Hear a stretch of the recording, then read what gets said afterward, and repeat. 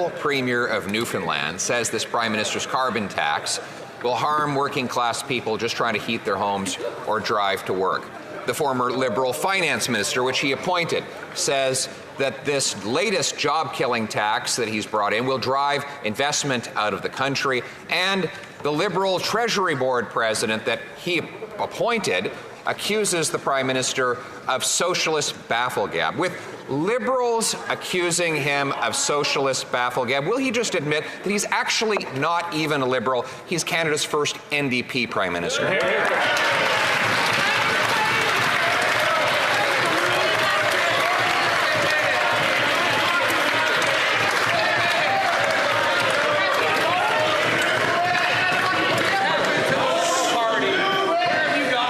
Right Honourable Prime Minister. Mr. Speaker, we have demonstrated over the past 9 years that investing in the middle class and people working hard to join it can create growth for the country, and that's why we're continuing to step up to put that growth for work by putting more money in the pockets of Canadians, whether it's through a plan to fight climate change that puts more money in the pockets of 8 out of 10 Canadian families across the country, whether it's by moving forward on asking the wealthiest who are selling off profitable investments to share a little more of those profits with Canadians who need it, by countering the housing crisis, by investing in young people. But once again, Conservatives stand with the wealthiest, we stand with the middle class. Hear, hear. The Honourable Leader of the Opposition. Countering the housing crisis, he doubled housing costs, helping young people. 76% of them say they can't afford a home after 9 years of this Prime Minister.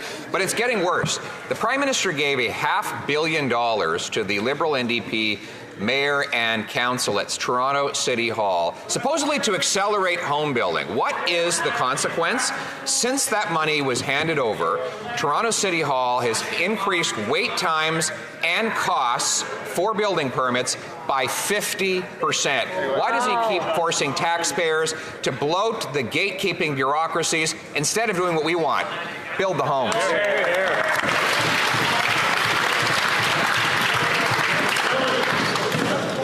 I know that we are coming to the end of the summer, end of the session, and members by Friday, and that members sometimes might be a little bit more excited. I'm going to ask all members to please not take the floor unless they're recognized by the chair, because I can hear their voices pretty well.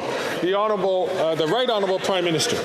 Mr. Speaker, the challenging fact that the Leader of the Opposition is trying to avoid is that just last week it was demonstrated that housing starts are up across this country, and that is part of where we have been investing with communities across the country in the Housing Accelerator Fund that is delivering more homes built faster. Indeed, we're going to see close to 4 million new homes in the coming decade because Canadians know that more density, better use of public lands, better protection for renters, better math for home builders to be able to build more affordable homes. These are the things that are going to make a difference in Canadians' lives. Hear, hear.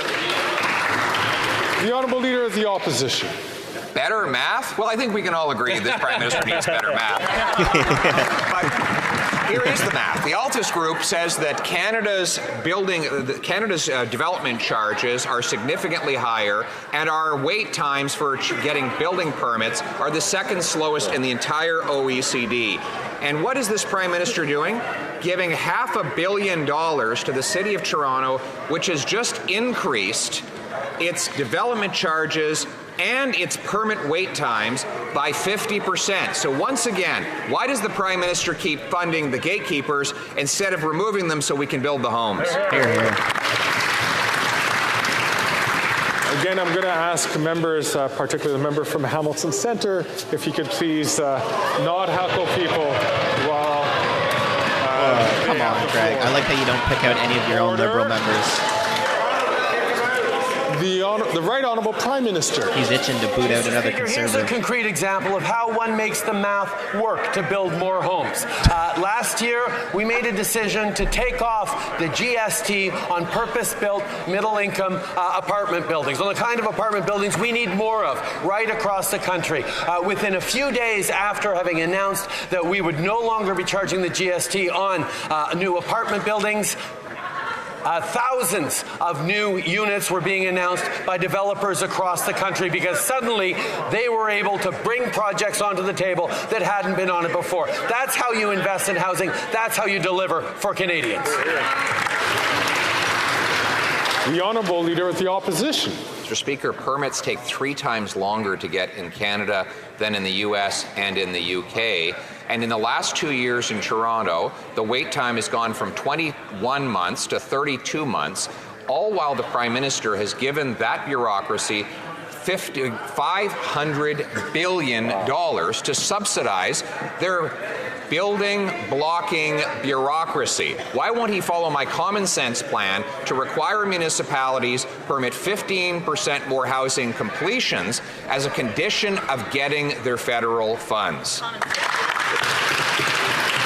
The Right Honourable Prime Minister. Mr. Speaker, let's be very clear. The Conservative leader has no plan to address the housing crisis. When he was housing minister under the Harper government, he had no plan to address the housing crisis. That government decided to get out of any federal engagement in housing, and we're seeing those consequences even 10 years later. The reality is, Mr. Speaker, that his plan to reimpose GST on apartment building construction would slow down apartment building construction. His plan to withdraw funds that are needed for densification and permitting would slow down housing construction. That's not what Canadians need. The Honourable Member for Belleuil-Chambly. Mr. Speaker, forest caribou is in danger of extinction with the help from the Conservatives, and that must not happen.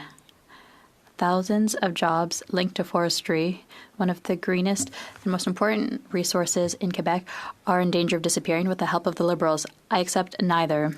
Does the Prime Minister agree to say that the issue of forest caribou is a test of our ability to reconcile resources and the environment? Does he agree that the solution should be negotiated between Quebec, the forestry industry, and Indigenous people? The Right Honourable Prime Minister. Mr. Speaker, over the past 10 years, since before we were in power, the Government of Canada has worked hard to help the Government of Quebec present a plan to protect caribou and reach our common goals to protect the environment and protect jobs. The federal government is always open to collaborating with the Government of Quebec and to support it while it puts in place measures to ensure the recovery of the species as part of a comprehensive strategy. We are ready to support local communities, jobs, and of course, the dynamic Quebec economy. The Honourable Member for Belleuil-Chambly. If the government imposes orders, it will be an economic disaster for the forest. If Quebec doesn't have an agreement with industry, Indigenous people, unions, and more, forest caribou will be in more danger. Conservatives think they can solve this, but in a year and a half, things will be shut down, jobs will be gone. I don't know what the Prime Minister will say, Mr. Speaker, but I say that the Bloc Québécois and I will invest in looking for negotiated solutions agreed upon with the Government of Quebec, the only authority on the forest. The Right Honourable Prime Minister. Mr. Speaker, we agree to work hand in hand in partnership with Quebec. That is exactly what we've done for years. It's been 10 years that different federal governments have been working to protect caribou and also to protect communities and jobs. We are there to work in partnership with Quebec. After so many years, we need to show that we are a country with the rule of law, that we will respect our own laws on protecting species at risk. That is what all Quebecers and Canadians expect.